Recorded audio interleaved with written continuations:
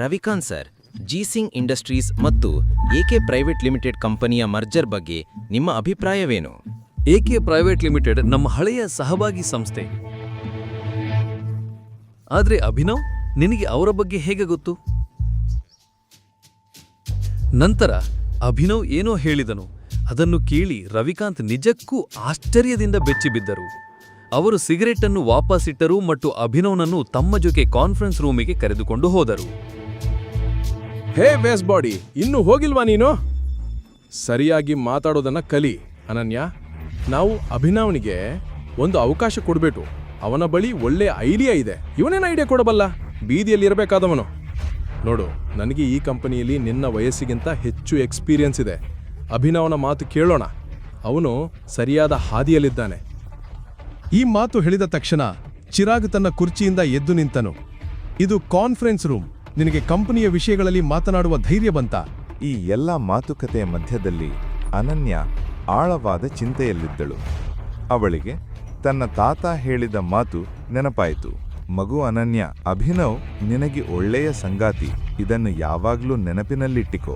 ನಿನಗೆ ಅಥವಾ ಸಿಂಗ್ ಕಂಪನಿಗೆ ಏನಾದರೂ ತೊಂದರೆ ಆದ್ರೆ ಅದರಿಂದ ನಿನ್ನನ್ನು ಕೇವಲ ಅಭಿನವ್ ಮಾತ್ರ ಹೊರತರಬಲ್ಲ. ಈ ಎಲ್ಲ ವಾದ ವಿವಾದಗಳನ್ನು ನೋಡಿ ಅನನ್ಯ ಜೋರಾಗಿ ಕೂಗಿದಳು. ಚಿರಾಗ್, ಮರಿಬೇಡ, ಈ ಕಂಪನಿ ನನ್ನದು.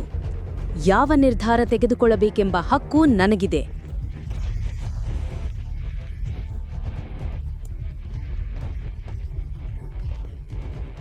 ಅಭಿನವ್, ಕುಳಿತಿಕೋ ಮತ್ತು ಬೇಗ ಹೇಳು.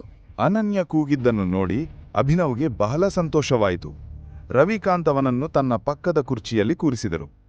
ಕುಳಿತ ತಕ್ಷಣ ಅಭಿನವ್ ಟೇಬಲ್ ಮೇಲಿದ್ದ ಗ್ಲಾಸಿನಿಂದ ನೀರನ್ನು ಒಂದೇ ಉಸಿರಲ್ಲಿ ಕುಡಿಯುತ್ತಾನೆ. ಅನನ್ಯ, ಮೊದಲು ನನಗೆ ಹೂಡಿಕೆದಾರರ ವಿವರಗಳು ಬೇಕು. ಶೇರ್ ಹೋಲ್ಡರ್ಸ್ ಪಟ್ಟಿ ಬೇಕು. ಬ್ಯಾಲೆನ್ಸ್ ಶೀಟ್ ನೋಡಲೇಬೇಕು. ಅದೆಲ್ಲ ಇಲ್ಲದೆ ನಾನು ಏನೂ ಮಾಡೋಕ್ಕಾಗಲ್ಲ.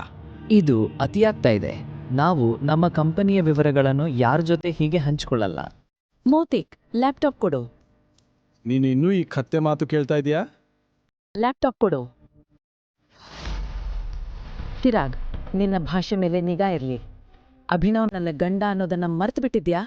2 ವರ್ಷಗಳಲ್ಲಿ ಮೊದಲ ಬಾರಿಗೆ ಅಭಿನವ್ ತನಗಾಗಿ ಅನನ್ಯ ಹೋರಾಡಿದನ್ನು ನೋಡಿದ.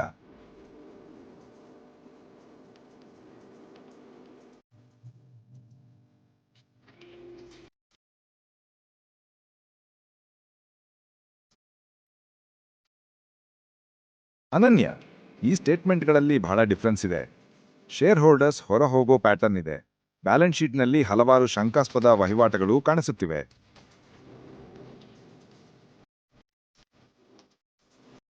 ಇದು ಅರ್ಥವಿಲ್ಲದ ಮಾತು. ನೀನು ಹೀಗೆ ಗಾಳಿಯಲ್ಲಿ ಮಾತಾಡ್ತಾ ಇದೀಯಾ? ಅದು ಹೇಗೆ ಕಂಪನಿ ದಿವಾಳಿ ಆಗುವುದನ್ನು ತಡೆಯುತ್ತೆ? ಷೇರುಗಳ ಮೌಲ್ಯದ ಕುಸಿತವನ್ನು ಹೇಗೆ ನಿಯಂತ್ರಣ ಮಾಡ್ತೀಯಾ ಅಭಿನವ್? ನಾವು ನಮ್ಮ ಷೇರುಗಳನ್ನು ಮತ್ತೆ ಖರೀದಿಸಬೇಕು. ಅದ್ಭುತ ಐಡಿಯಾ. ಹೌದಾ ಅಭಿನವ್? ನಾವಿದನ್ನು ಚರ್ಚಿಸಲೇ ಇಲ್ಲ. ಅಭಿನವ್, ಹಣ ಎಲ್ಲಿದೆ ನಮ್ಮ ಹತ್ರ?